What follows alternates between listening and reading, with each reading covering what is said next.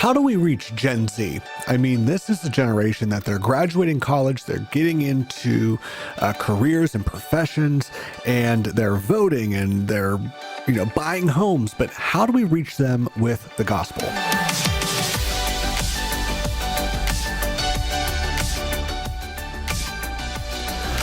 Welcome to Mission and Likeness. My name is Scott. Thanks for joining us here on this episode. We're really glad to have you following along with us. We have a special guest coming up. Kirth Benson is going to be joining me here in the studio in just a couple of minutes. And we're going to be talking about this Gen Z and how do we reach them? What do we do? How do we demonstrate and live out the gospel in the hope that the Spirit is going to work in their hearts? So definitely stick around for that. We're going to be referencing, or I'm going to be referencing, at least in the first half of the show today, an article that came out by Sarah, I don't know how to say the last name, but Zalestra, I don't know. 6 things Christians should know about Gen Z. And we're going to talk about a couple of them and how I think that as we, as believers, are engaging and interacting with Gen Z, we're going to need to be really aware of a couple of things. And so how do we reach them? I think something that we can all kind of agree on is the fact that it's pretty apparent that the world is broken. And I think that everyone sees that through a particular lens. So as believers, as people who understand how the fall, the sin nature of man has been passed down generation from Adam and Eve in the beginning, the first humans, we all have this sin nature. And we understand how that fleshes out into the world, how this is something that doesn't just affect us here and now, but it has affected all of humankind, and it's affected truly everything that has been created. Sin has infiltrated in all of the nooks and crannies of the world. But even those who are not believers, and specifically Gen Z, they have a very critical eye for things that are broken. They can see how things are broken, and they want to be part of fixing things. They want to be part of the solution. They like to get behind and be on mission for things. So how can we get them to be on mission for the gospel? How do we even reach them with the gospel? So we're going to talk about that here today. So the brokenness of the world, they may not see it. Gen Z may not see it as a sin problem. They would see it as preference or discrimination or, any of the buzzwords that are typically going around. That's what they see the problem as. They don't necessarily see it as something that's wrong with everyone. They just see an opposing worldview. But the other thing that we've kind of noticed with Gen Z is there's a level of anxiety. And even for me, as someone who struggles with anxiety, a lot of it really comes around this idea of being so plugged into technology, so plugged into your phone. And if you don't know how much time you're spending on your phone, if you're not spending any time on your phone, that's one thing. But if you're someone who spends a lot of time on your phone, but you don't actually know how much time, you might be really surprised with how much time we are spending on our phones. I know every week whenever I get the notification on my phone that, my screen time has been X number of minutes and hours a day, that is something that is just a constant reminder to me.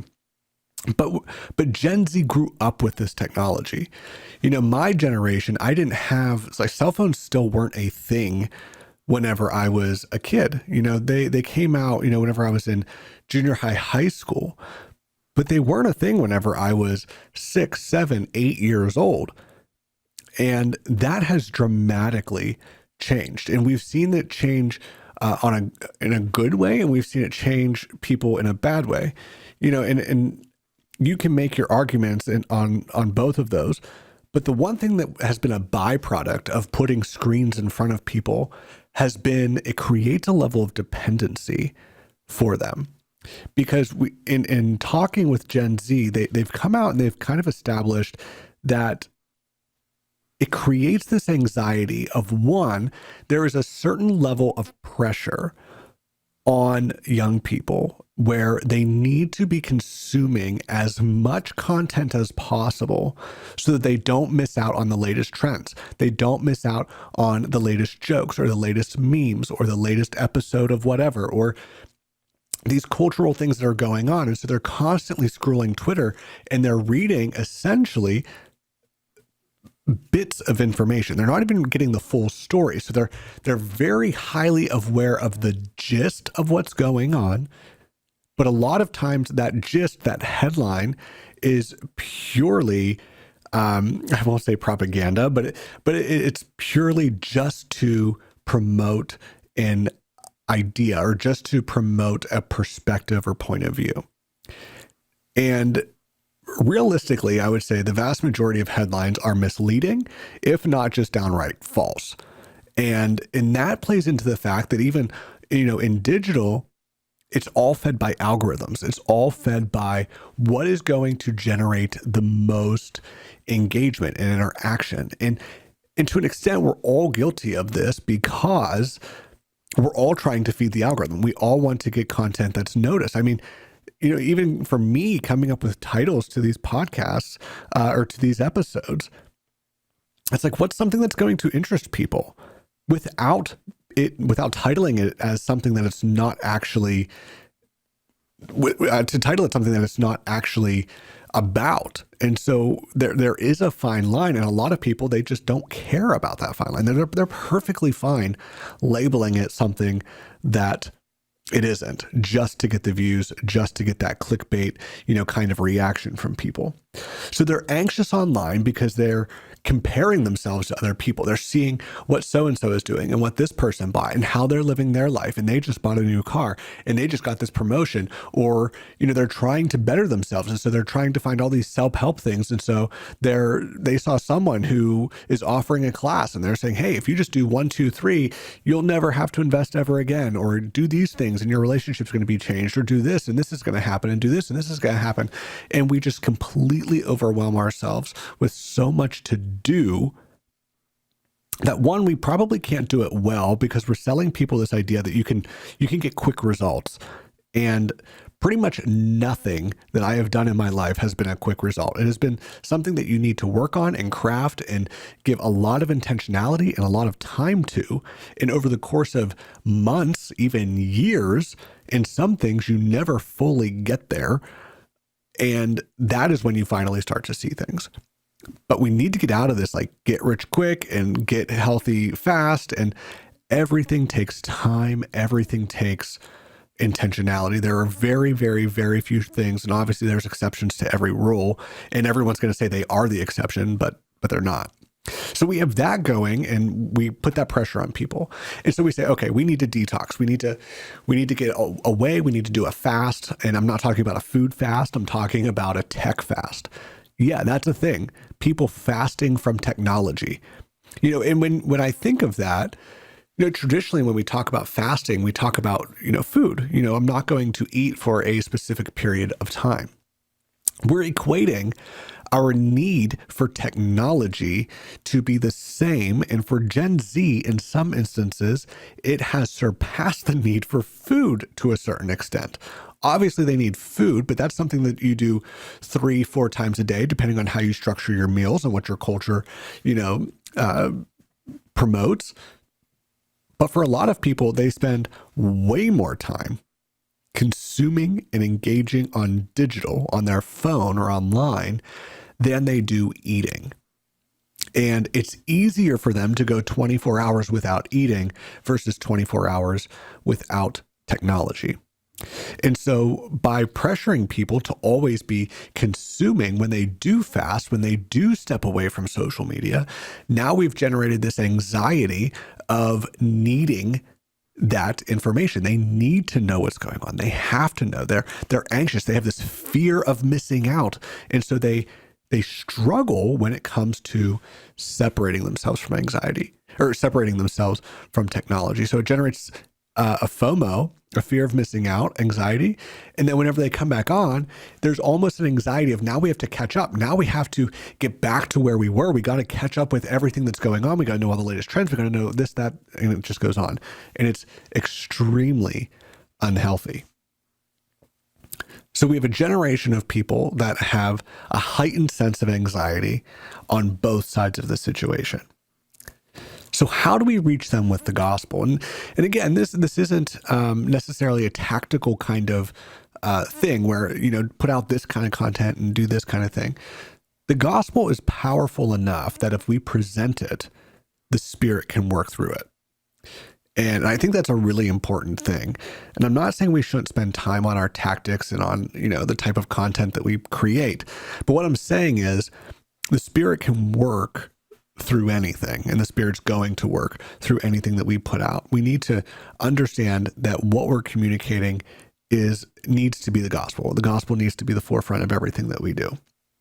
So another thing that this article talks about and how we can engage, or what we should know about Gen Z, is the fact that Gen Z is very critical in their way of thinking. And because they're always trying to decipher, is this true? Is this not true? As they're scrolling through Twitter or scrolling through, whatever social media app that they're on, they have to make a decision very quickly. And typically, if it doesn't fall in line with what they currently believe, they immediately write it off. So as you're talking to Gen Z, as you're getting to know a Gen Z individual, they're going to be very aware of how you act versus what you're preaching. And what you're preaching is anything that you're actually communicating. So if you say, hey, yeah, I'm a Christian, and then you're going out and doing non-Christian things, on a consistent basis, they're going to see through that. And they're going to see that you're shallow or you're fake or you're just not consistent in how you're actually living out your life. So the other thing with Gen Z that we should probably be aware of is the fact that commitment and communication aren't the best. And this isn't just a Gen Z thing. This is a generationally across the board thing where we are getting worse and worse at our communication and our commitments. We have made it so easy with texting or just ghosting people and saying, hey, yeah, we'll do this unless I find something better to do, and then I'm going to go do that. And we need to understand that with Gen Z. And I say that from the perspective of knowing that that's the culture that they are in.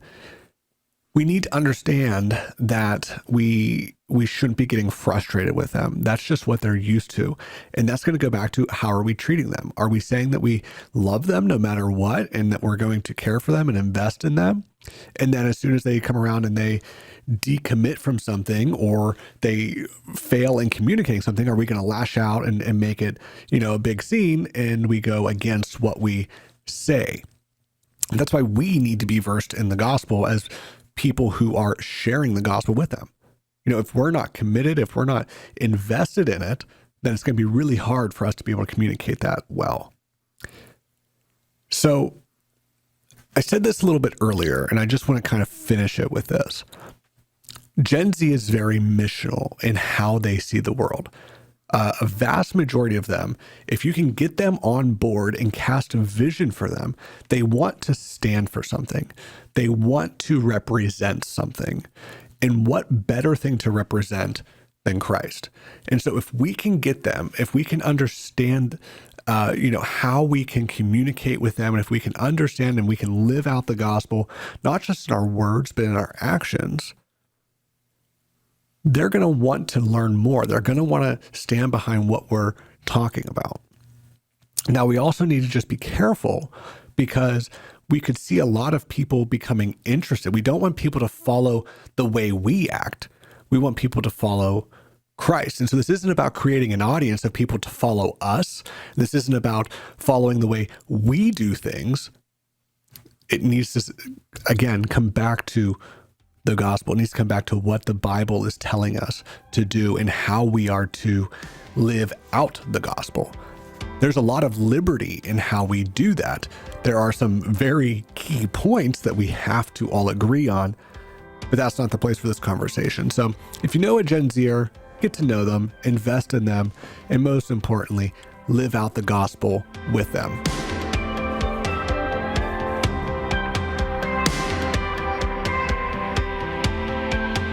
Hey, are you a content creator that has a desire or are already creating gospel-centered content like podcasts, music, film, or blog posts? If you are, we would love to collaborate with you here at Love Local. If that's something that interests you, head over to lovelocalpa.com/partner and fill out our creative partner form, and then we can reach out to you and hopefully get a new project started.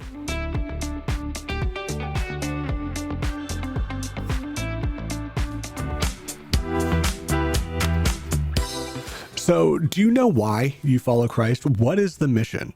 What is it that you are living for? Because as we're communicating to Gen Zers, we need to first understand before we take it to them. So that's something that we really need to practice. Here at Love Local, we are committed to helping shape the culture through entertaining and engaging content that unites followers of Jesus and helps us to live out the gospel in every area of life. By becoming a local, you're not just helping us build that mission, but you're helping to carry it out as well. Becoming a local is easy and it gives you access to all of our content. So if you haven't already, please consider becoming a local today. Together, we can help share the gospel locally so that we can reach globally.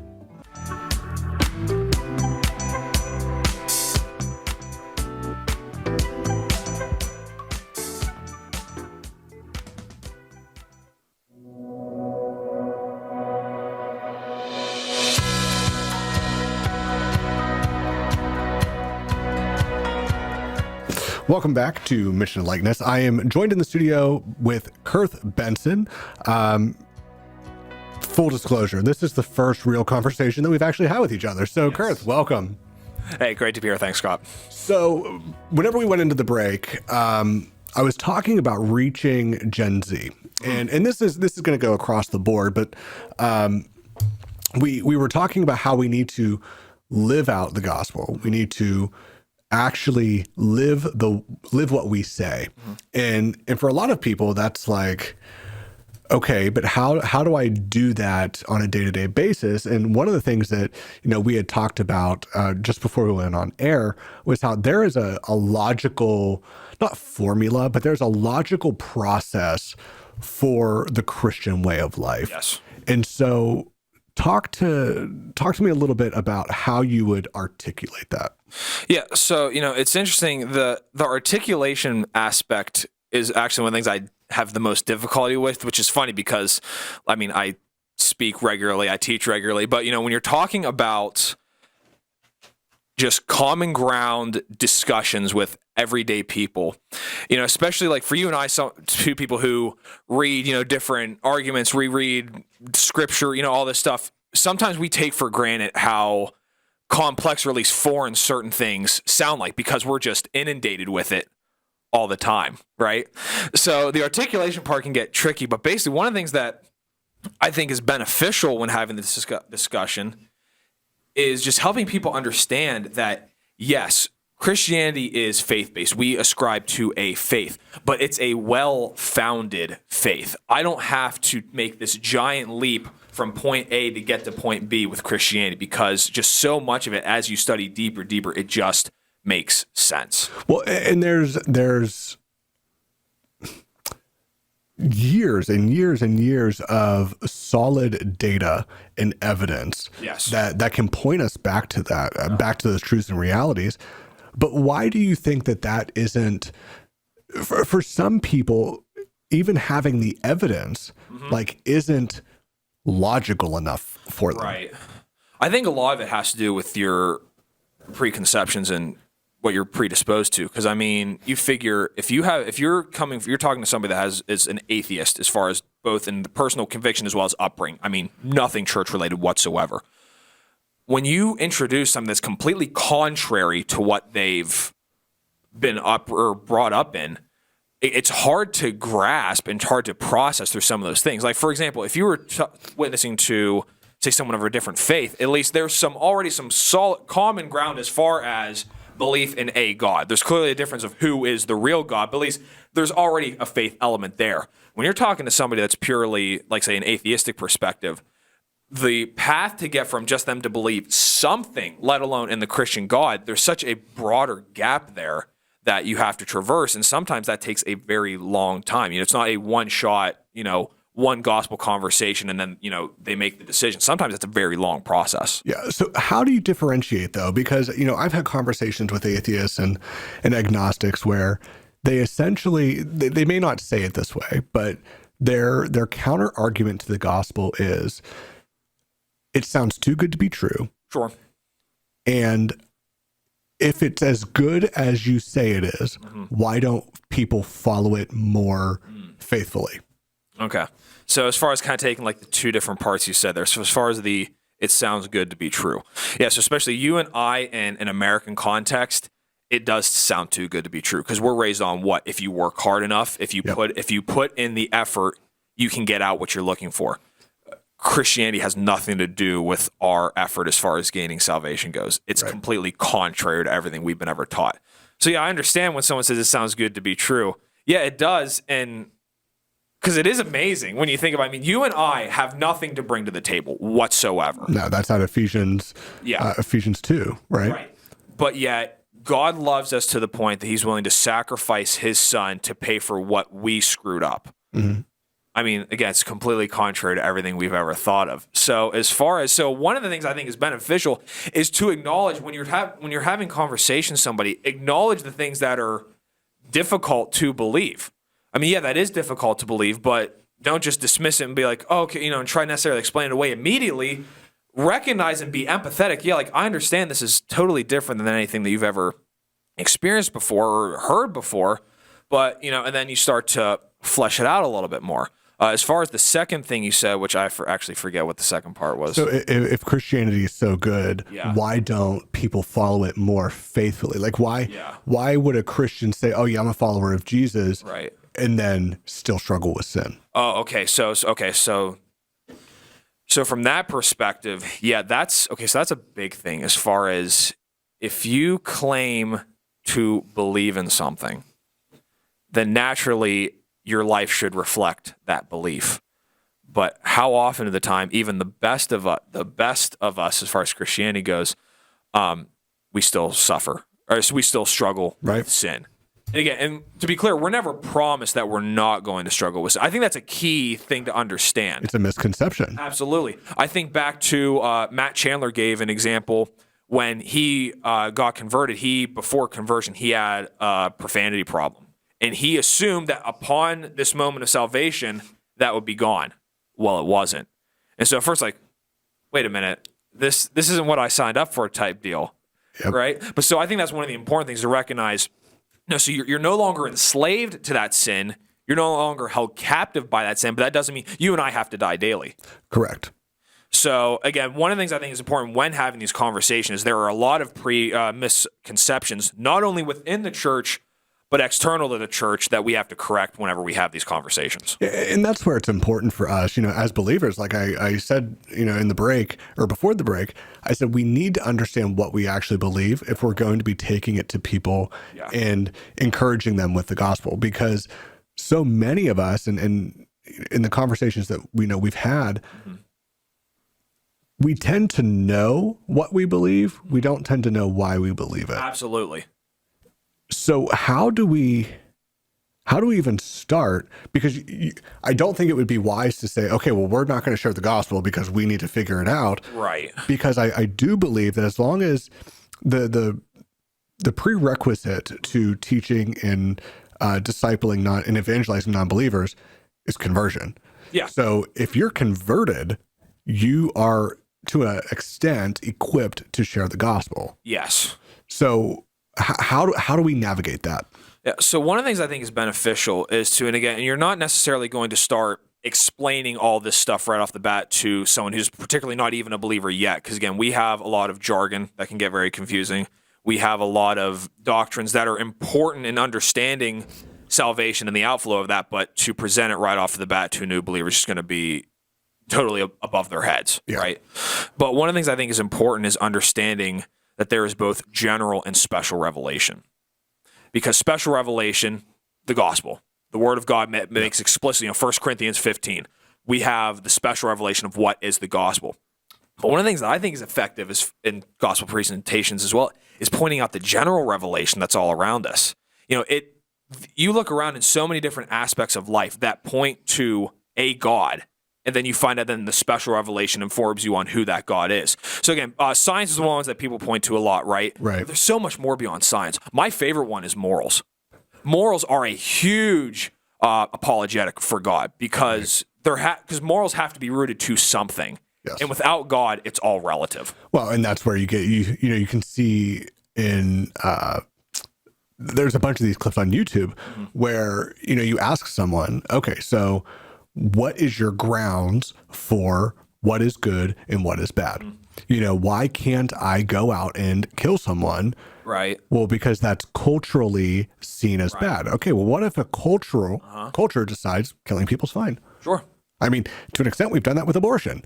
Oh, absolutely. We've completely justified killing unborn babies, and in some cases, even born babies. Right. But to articulate that to someone, they're blind to it. They just don't see it. Yeah. And the thing, too, is I think, and if you can think of certain questions because people, a lot of times when we first hear any new concept, or at least a concept that we disagree with, we automatically get defensive. We automatically start to justify our own position, right? Yeah. Well, but sometimes you can break it down so simply to where you can see where people betray their own presuppositions. So, for example, as far as the morals one, one of the main things you hear today is that, again, like it's either culturally rooted or it's relative. What's true for you is not true for me. So if you have someone that says, well, truth is completely relative, and I think this was from Alistair McGrath, I think, that said this, try taking their wallet. Take their wallet, and then they'll go, you can't do, well, that's mine, that's wrong. Well, I don't think it is. None of my beliefs say that that's wrong. So, and you just told me that my truth is my truth and your truth is your truth. So you don't have a foot to stand on when it comes to this. Yeah, and that's comical because immediately they go back on it. Right. But yet, very few times will they concede that they were wrong. Oh yeah. And one of the things, I'd referenced this article earlier, 6 Things Christians Should Know About Gen Z. It talked in this article about how they are, let me see if I can find it here real quick. They were talking about they're principled. So they want to hold and stick to something. But yet now we have these competing things of, okay, so we have cultural morality that they're trying to stick to. We have biblical reality, which, we're trying to get them to see. And then you have, all these other things that could possibly happen. So when we're in these conversations, how do we not continually shift to, instead of listening to what their worldview is, instead of they're talking and we're already thinking of, all right, well, how am I going to show them? How am I going to do this? But we're not listening. Right. What would be some of the ways that you would suggest enhancing your listening skills and actually understanding where they're coming from so that you can actually apply and speak the gospel to them? Sure. Well, one of the things, and you basically already hit on it, is, even it is smart to, as somebody is talking, it is, wise to start to begin to articulate in your mind, okay, how do I respond to this? But just like you said, when you start to do that, your ability to listen goes down tremendously. So one of the things I think is to, and I'm a huge apologetics guy, so, and different people have different interests, but, if you do the work beforehand of researching some of these things and having some answers already so that you don't have to think that much about what your answer is going to be, you can kind of just have that in your hip pocket ready to go when need to be, but you can actually take that time to listen to that person. Because like you said, if there's a quote by, I forget who it is, but it's basically, people don't care about what you know until they know that you care. And the moment you start to make a conversation about becoming right, about being right on your end, then you've already lost the conversation. Yeah. Yeah, I just did a quick little Google on it. Yeah. We'll see if I found it here. People don't care how much you know until they know how much you care. Yes. Theodore Roosevelt. That was that really who it the was? great Theodore theological. That's awesome. But it's true. I mean, and from an apologetics standpoint, I mean, and as a Christian, as a follower of Christ, we are followers of Christ because Jesus cared and loved us Absolutely. first. Right. And so if we're not taking that, if we're not living that out, then we're not going to see that in our evangelism. No. And I think too, a great point that you brought up was the fact that we should be having these conversations regularly, not Yes. just with unbelievers, but if we're not having these conversations with believers, like, hey, so I don't quite understand this, or I don't quite know how to articulate this. That's how we build, and that's how we relationally disciple each other by having these conversations. It should almost be a second nature. Yes. And you see this, and I won't throw just guys under the bus, but, Sure, but we're guilty. We know every stat for our favorite absolutely. teams and all this other stuff. And then it comes to doctrine or apologetics or discipling, and we're like, yeah, I don't know. I guess just like pray for them. Yeah. Well, Not that praying's bad. I just want to clarify that. Well, to illustrate that point, Scott, so, one of my longest best friend in life is Jonah Sires, who you had on previously. So him and I have, we agree on a lot of stuff, but there's also a number of things theologically that we diverge on. So I've known him my whole life. I didn't realize any of these differences till at least high school, if not post-high school. So that shows you of how much time I've spent with that guy over the years, what the conversation probably was composed of. Yeah. So that's just an illustration to show you your point is absolutely correct. Yeah. But just to update that story a little bit, now you guys are having those conversations and you're beginning to explore and talk. And that's so exciting. Cause I told you earlier that it is so encouraging to see that we now are beginning to see the very beginning of this happening, where people are saying, you know what, I really want to know and understand what I believe. And the fact that we can come together, and I think that this is something that really needs to branch out, where we're interdenominationally speaking, like we need to come together. We need to be okay that you believe in what you believe in, as long as we have the core gospel right, we can difference on secondary things. Absolutely. Yeah. There's one of my high school teachers, which I was privileged enough to go to a Christian school. So I got the educational subjects from a Christian worldview, at least taught by other believers. And one of the most influential people in my life from high school, he always used the phrases, the negotiables and the non-negotiables. The gospel is non-negotiable when it comes to that fellowship and that doing stuff. But there's so many things that we can even get riled up about that fall under the negotiable category.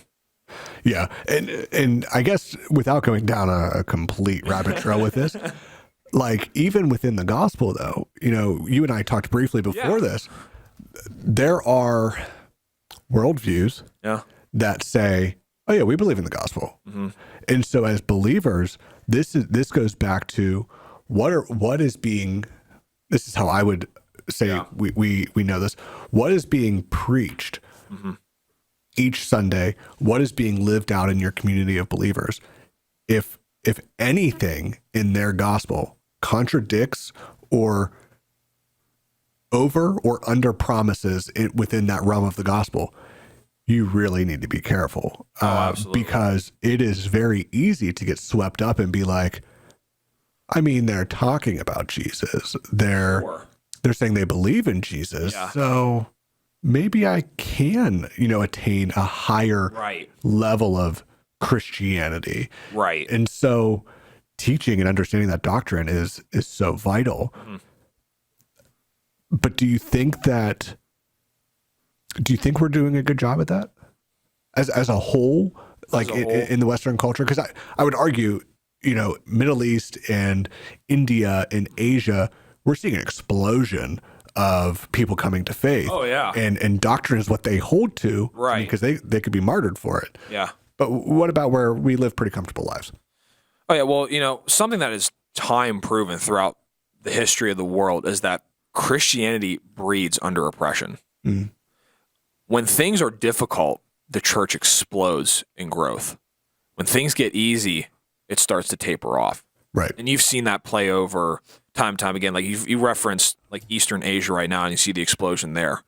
Well, you and I talked about previously. Look at Western Europe, which is at one point, again, the birthplace of the Reformation. Right. That now is among the most secularized. I mean, it still falls in within the reached. It's not an unreached people group by any means, but the decline is rapid. Yeah. Yeah. And one of the things that this article said was Gen Z and the generation that's going to follow them will be the least churched generations in American history. Because if you look back to the Puritans, the ones that founded America, strong Christian men and women that helped to shape and mold the culture that we've just been steadily drifting away from. And we've seen some ebb and flows of that. Sure.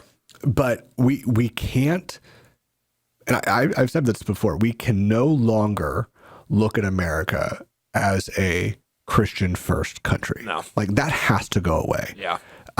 We can say that we were founded on Christian principles and Judeo-Christian, yada, yada. And that's true. Mm-hmm. We're no longer there. We're 200 and some years removed from that. Yeah. And that's not what we currently face. And I get that you can desire for that to happen again.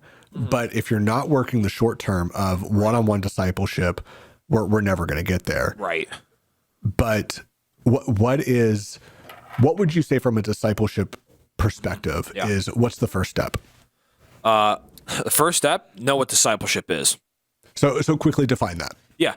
So discipleship, so there's two different roles in discipleship, and there's two different parts of discipleship. So as far as the two parts, there's the knowledge aspect, and then there's the action aspect. If you're acting without the knowledge, then who knows what chaos and destruction you're actually doing. Yeah. If you have the knowledge and you have no action, then what use is it? Right? So those are the two sides of discipleship. As far as the two roles of discipleship, you have the discipler and the discipled. So you have someone who is the discipler who is pouring in to the person that they are discipling, and then the discipler or the disciplee who is getting the discipleship, which then eventually that person should graduate, not from no longer being discipled, because we should always be discipled. Correct. You might be a 50-year-old Christian who's been a Christian for 30 years, strong walk with God. That doesn't mean you no longer need to be discipled. Right. We always, there's never a point in your life where you don't need to be poured into. Absolutely. Absolutely. Yeah. Then as far as the person who gets to a point where you've been discipled for so long, now it's time for you to start discipling on your own. And it's just supposed to outwork from that. Yeah. You're continually building and equipping people to move them out to build and equip people. Yeah. I'm here with Kirth Benson, enjoying the conversation so far, but I want to get to our Onair sponsor, and that is your blog, kirthbenson.wordpress.com. It's titled Christianity in Real Life, and Kirth has quite a few articles on here that are practical in just Christian culture and how we can be looking at what modern culture is putting out, but still seeing it through a gospel lens. And that's really something that we try to do here on Mission and Likeness, is to how do we stay on mission? How do we know what our mission is? How do we carry out our mission as we stay within the likeness of Christ, and really making it a cultural norm. I talked about it in our last episode with Dwight. So if you haven't caught that one, go back and watch it. But the Christian life should be normal for Christians. It should be abnormal to other people, and we shouldn't be the ones that feel awkward in those conversations. So go check it out. It is kirthbenson.wordpress.com, Christianity in Real Life. So again, if you're just joining, welcome. But go back to the beginning and watch the whole episode. We're talking with Kirth Benson, and we're just talking about the reality of how do we reach people, and specifically, we're both millennials, and we see growth happening in the millennial age bracket. But then we're also going to be fighting against Gen Z pushing up, and they're getting into the workforce. And so we're going to be seeing more meshing of the two generations as time goes on. And we want to be a good witness. We want to be, First Peter says, always be prepared to give a testimony, always be prepared to give a witness. And the one thing that Gen Z is kind of known for in their study of Gen Z is that they want to see that what you're communicating is how you're living, because there's so many people that say one thing and live a different way, and they lose all credibility. Right. So the other thing that they said is that they are not great with commitment or communication. And so the communication breakdown is huge. And so how do we build that witness so that we can communicate with them in a language and in a style that actually connects? So the first thing was, first of all, you said that the article said about how they have an expectation for what you say to be reflected in what you do. Yeah. That is an absolutely reasonable expectation. Agreed. Yeah. Right. You know, I mean, it's not like they're like asking for something pie in the sky. Like, that is absolutely a reasonable thing for them to ask for. As far as that goes, so something you and I talked about before, how, go back, well, frankly, even still now, because again, people not realizing that, there's now Gen Z, not just millennial. Millennial was a very derogatory term. Still kind of is, right? So, something like, it's just the millennials are taking over, the millennials are doing this, right? So it's very easy now for millennials to be like, okay, Gen Z's here, new, fresh meat. Right. They're the ones that's time to blame everything on them. And not to say there's no responsibility in faith and culture and society by all, but just it's easy to pass the buck and, start picking on the new guy on the block. Right. So first of all, whatever preconceptions that we might have to judge somebody in the next generation because simply of them being in that generation, we got to drop that immediately. Mm-hmm. So and it's good to be informed, like, okay, the struggle with communication and all stuff. It's good to know that, but don't go in and treat them like a human being. We're all relational creatures by creation. Now, some of us struggle with that more than others. There's introverts and there's extroverts. But at the end of the day, we're all relational beings who crave relationship. And again, as far as talking about Gen Z and the need for social media or just electronic-based communication, there's something lacking there. And there's, the olden days or old schools always talk like it's the greatest thing that ever was. And sometimes it is, sometimes it wasn't. Yeah. But old-fashioned face-to-face communication, basically what you and I are doing right now, just we have microphones.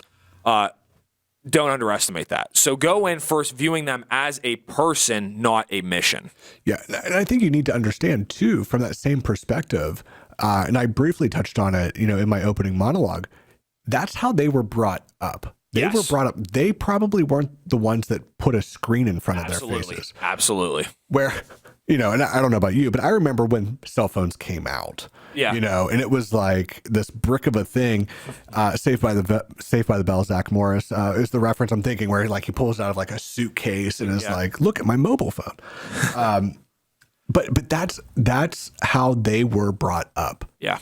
So to show them that face-to-face verbal communication, in-person communication, because even Zoom calls, I mean, if anyone was on a Zoom call over COVID, you quickly lost the novelty of like, oh, this is cool. It quickly became, I hate this. Yeah. So knowing and having the patience and the grace for them to say, this is what they know, you'll see that they quickly grab onto, I don't know what it is. I don't know why I enjoy getting together with people, but there is something about it. Yeah. Well, actually, into a point, and to go right into like a gospel example of this, I heard a testimony recently of a Gen Zer who came to make a profession of Christ, who one of the main components that he attributed that to was he had just been on a youth retreat weekend, gospel saturated. No decision was made at that point. Gets home, phone screen broke for like 3 days, was unable to use their phone for 3 days. And ultimately, by I think that Wednesday night at church, ended up making a profession of faith. And the student themselves said, had my phone not broken, I don't know if that would have happened. Yeah. I mean, that's one example. Yeah. But it's true. And I think when kids are continually being fed the lie of they need to be connected digitally. Connected. Yeah, correct. Air quotes, connected.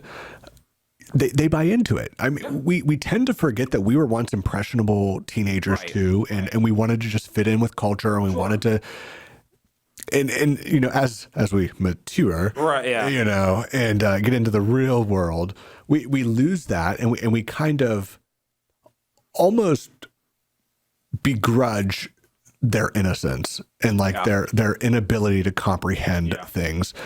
And so we're like, you know what? Well, I remember when people used to make fun of millennials, and now we can make fun of Gen Z. Yeah. And that may be culturally acceptable. Right. That's not gospel acceptable. Right.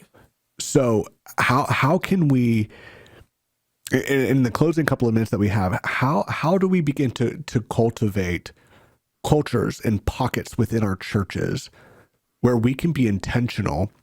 And I think within our context, we're both members of Grace.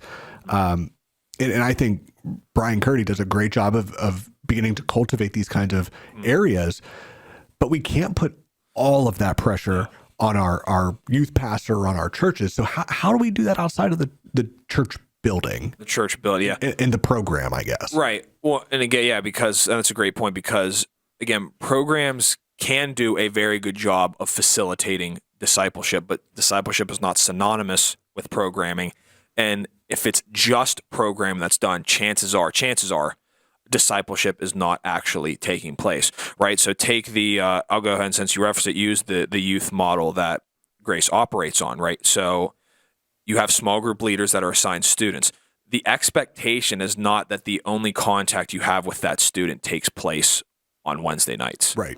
There's the expectation that there is stuff that takes place outside of the building, because at the end of the day, if the only communication you have, and to be specific, face-to-face communication, no, you know, not that texting isn't beneficial. Hey, just how you doing? Type. I mean, not that that's not beneficial, but again, if there's no substitute for face-to-face, in-person communication. And hopefully, you know, for a while there, we could have used COVID as an excuse for a while. Well, could have used as, you know, not to flesh into that, but now, and again, I know that COVID's still a thing, and trying to, you know, maneuver the constantly changing atmosphere that is, but still, ultimately, the time for excuses for non-personal contact is over, if there ever was a legitimate excuse for it.